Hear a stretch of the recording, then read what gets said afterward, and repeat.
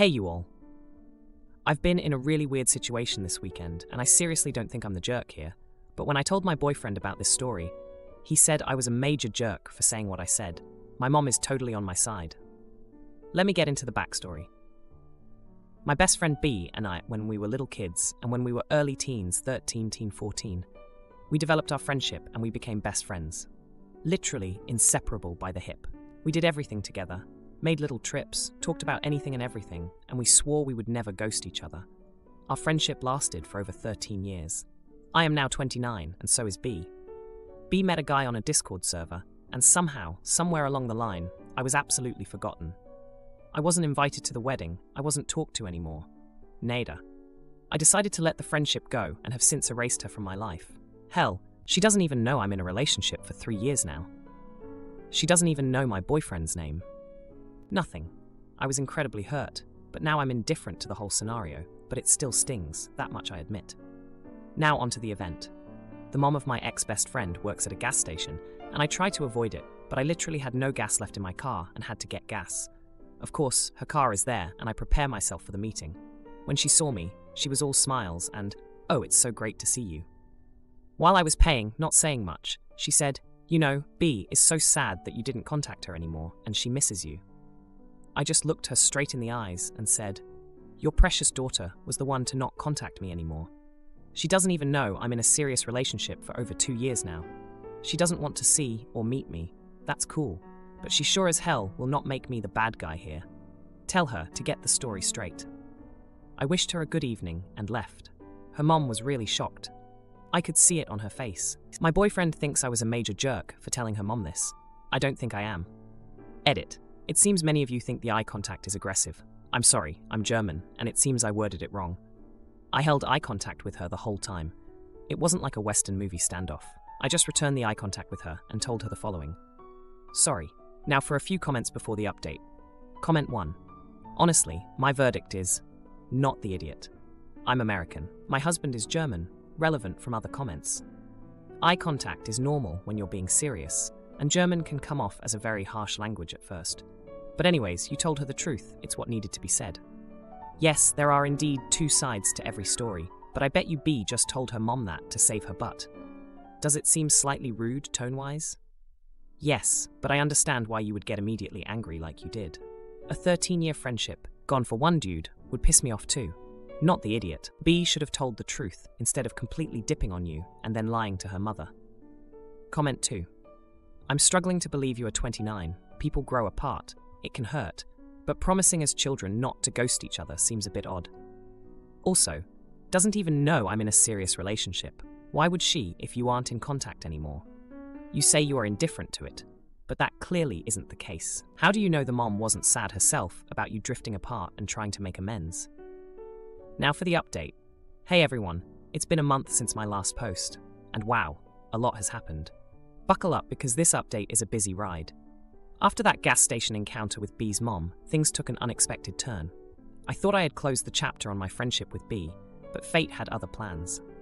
A few days after the incident, I ran into B at the local grocery store. It was the first time we'd seen each other since she ghosted me. My heart raced as I debated whether to confront her or walk away. But before I could decide, she approached me. B looked different, almost like the years of not talking had changed her.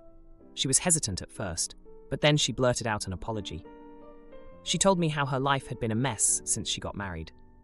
Her husband, the guy from the Discord server, turned out to be controlling and had isolated her from everyone, including me.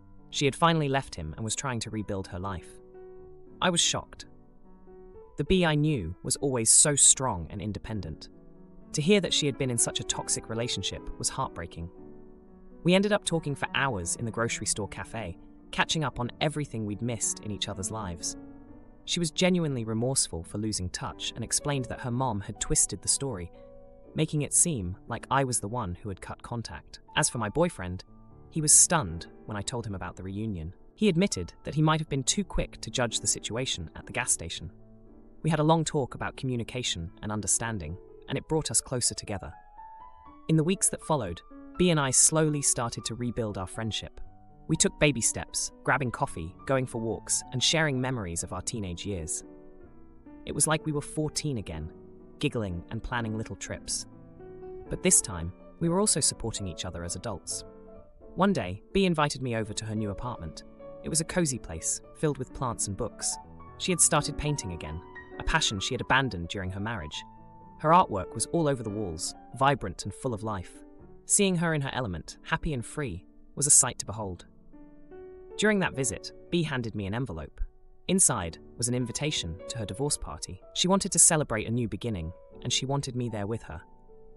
I was touched. It was a testament to how far we'd come in just a few weeks.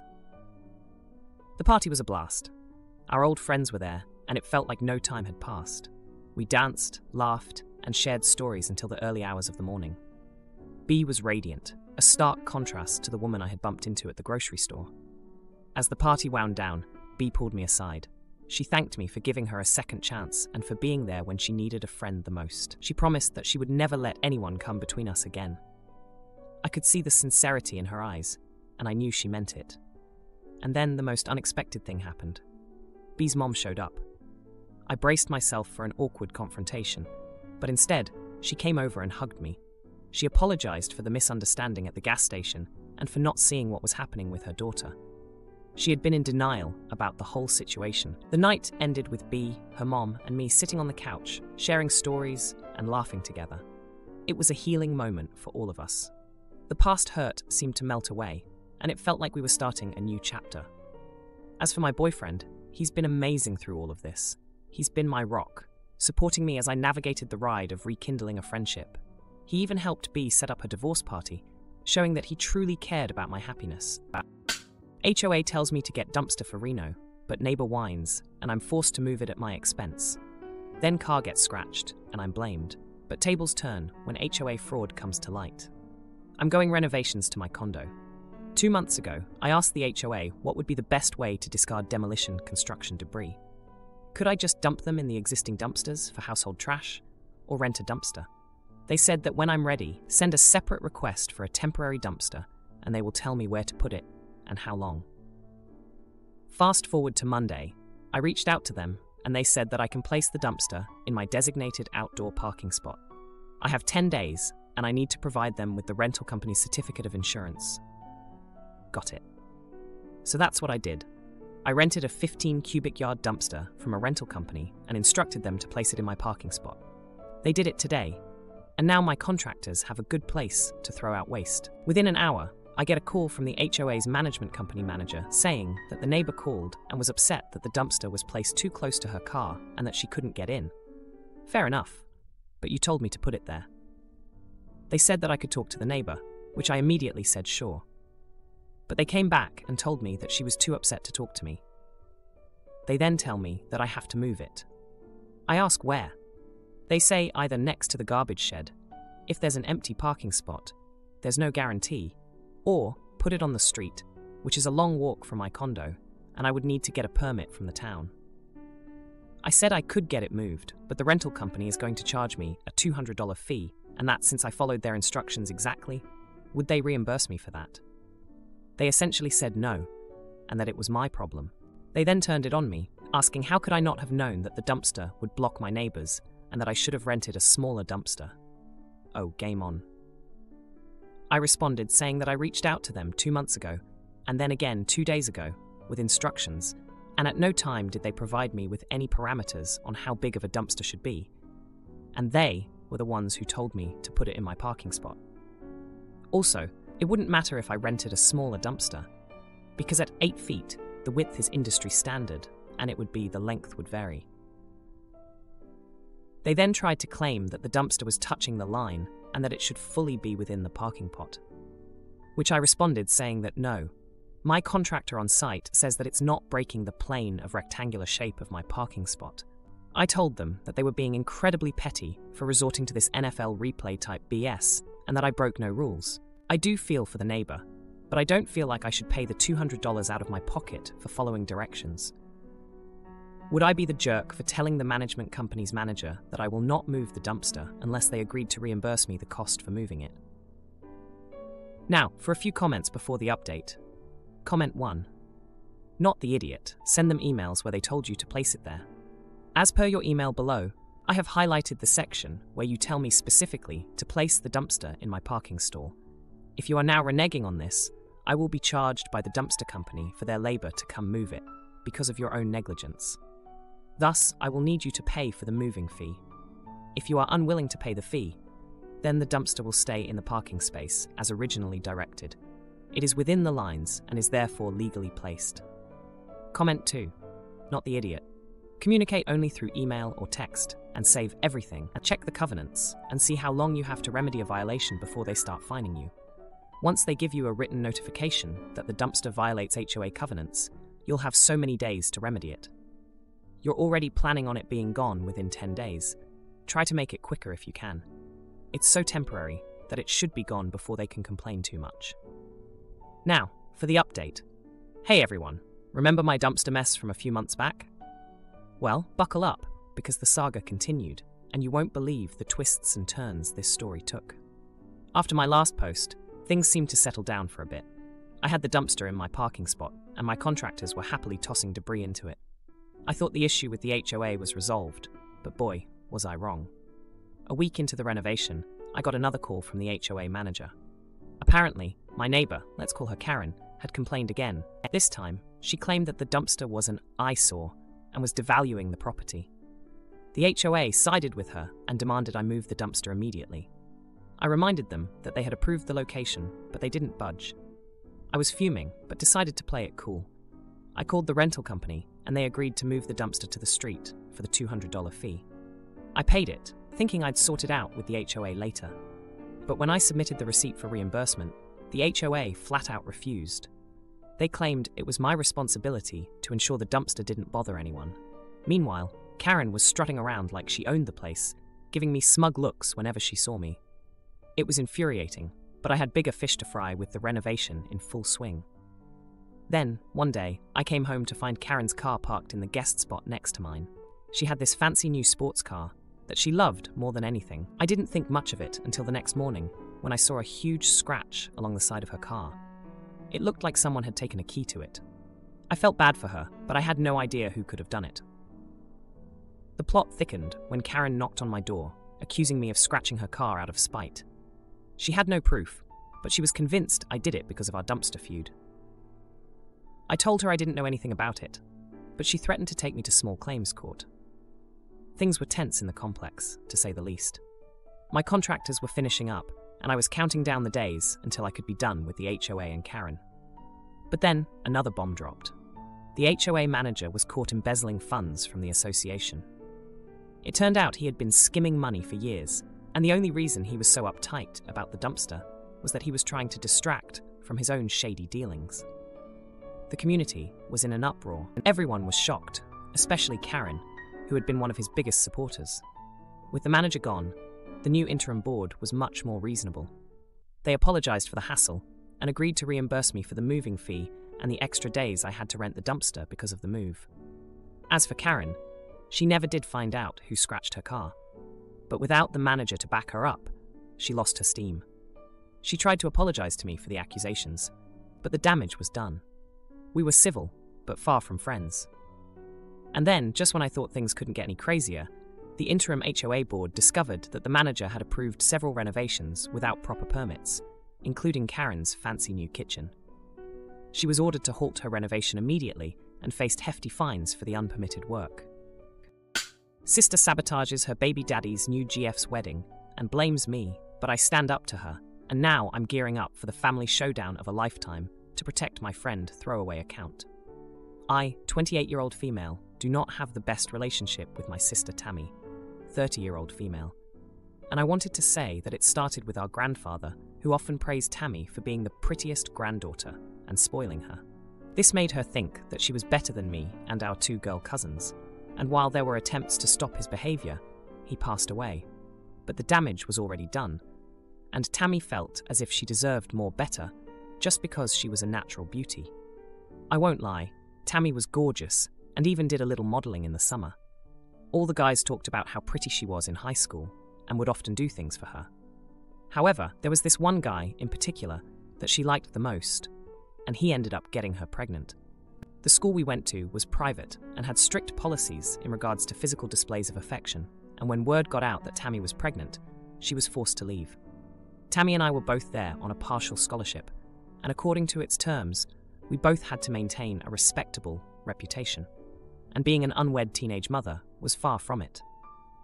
The school took back Tammy's scholarship, and my parents couldn't afford the fees. I got to stay, however. Teen gossip can be vicious, and I left voluntarily because I couldn't take it anymore. I was so mad at Tammy for how her bad decisions affected me, and couldn't give a crap that the guy who knocked her up denied paternity, got his friends to lie about her, and took a girl she hated to the dance. That girl was Chloe, 31-year-old female, and I didn't know exactly why Tammy didn't like her. But I had my theories. Chloe dumped Tammy's baby daddy after it was revealed that he got another girl pregnant over the summer, and I never heard or saw Chloe again until college. I didn't realize it, but she and I enrolled in the same university and met again at a tutoring session. Chloe was very kind and welcoming, and while I was initially hesitant, she became like the big sister I always wanted and helped me get scholarships. Parents spent the money on Tammy's baby, gave great advice on which classes to enroll in, and helped me get a great internship that set me up with a good job post-graduation. I never told Tammy about my relationship with Chloe, but when she saw a picture of me in the bridal group with her on social media, Tammy flipped out. She called me a bad sister and asked me how could I be friends with someone who hurt her so bad. I asked her, when has she ever been a good sister to me? And that what she and Chloe went through in high school wasn't that bad. Tammy shot back that I did know that it was that bad. Otherwise, I wouldn't have hidden it. I said I hid it because I knew she'd be a major witch about it all and didn't want to deal with the hassle. Tammy and my parents want me to drop out of being a bridesmaid, but I don't want to because I truly consider Chloe a friend and want to be there for her. Am I the idiot? Now, for a few comments before the update. Comment 1. Your sister has a lot to be justifiably bitter about. Honestly, I'm pretty mad for her about the entire situation. Out of everything you described, though, Chloe's role was the most innocuous. She was likely just one of many to be charmed by a jerk. It happens to the best of us. Not the jerk, not the idiot. Comment 2. Not the jerk, not the idiot. Chloe is your friend, and it doesn't sound like she's ever majorly bullied or hurt Tammy. Your family doesn't need to like or approve of your friends. Stay at the party and enjoy the wedding. Now, for the update. Hey everyone. It's been a wild 3 days since my last post about the whole bridesmaid drama with my sister Tammy and my friend Chloe. I've got some updates for you, and let me tell you, things have gotten even more intense. So, after the whole blow-up with Tammy, I thought things would cool down, but boy was I wrong. Tammy has been on a warpath, and it's like we're back in high school with the level of drama that's been stirred up. Remember how I mentioned that Tammy had a baby with a guy who denied paternity? Well, turns out that guy is Chloe's cousin, and that's a big part of why Tammy can't stand her. It's a mess of family ties and old grudges that just won't die. Tammy's been calling our relatives, trying to turn them against me for siding with Chloe. She's been painting this picture of me as the traitor of the family, and it's been rough.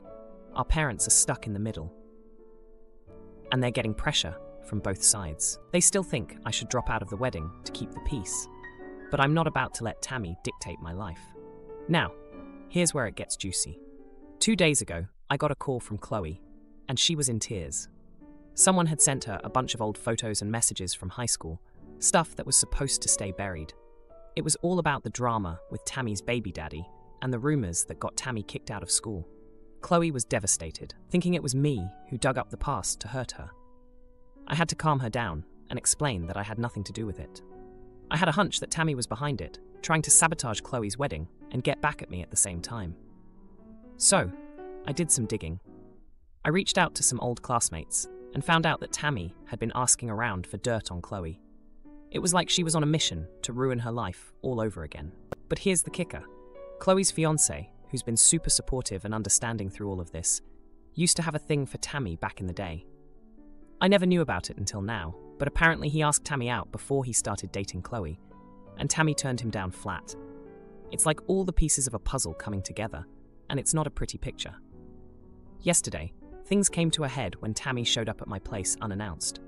She was furious, accusing me of spreading lies about her to Chloe and her fiancé. I tried to reason with her, but she wasn't having any of it. She said that if I didn't drop out of the wedding, she'd make sure I regretted it. I stood my ground, though. I told Tammy that I wasn't going to let her bully me into giving up a friendship that means a lot to me. I reminded her of all the times she made me feel like I was less than her, and how she never once acted like a sister should. It was a full-on confrontation, and I didn't back down.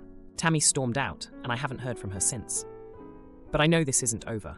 Chloe's wedding is coming up, and I'm still a bridesmaid.